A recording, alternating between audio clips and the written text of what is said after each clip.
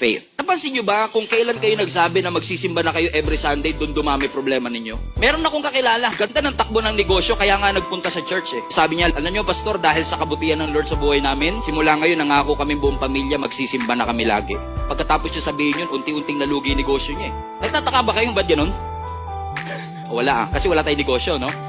Bakit? Kasi nung hindi ka pa nangangakong susunod ka kay Lord, hindi ka pinapakailaman ni Satan. Sabi ni Satan, wag nyo nang galawin yan, atin naman yan eh. Pero nung nagsimula ka magsabi, susunod na ako sa Panginoon, doon nagkasunod-sunod ang mga problema sa kanyang buhay. And let me just say this, bakit ini-invite mo ang pamilya mo na magsimba every Sunday? Because you believe that there is power in the name of Jesus. Hindi natin tinataas ang pangalan ng ating simbahan, ang pangalan ng ating pastor, ang pangalan ng ating mga leaders, ang tinataas natin yung pangalan ng ating Panginoong Jesus. At kung ikaw ay naniniwala sa kapangyarihan ng muling pagkabuhay ni Jesus, walang makakapagpatahimik sa'yo. Sometimes, you will encounter suffering, you will encounter pain. Makakaranas ka ng hindi magagandang pangyayari sa iyong buhay, pero I want to encourage you, don't give up.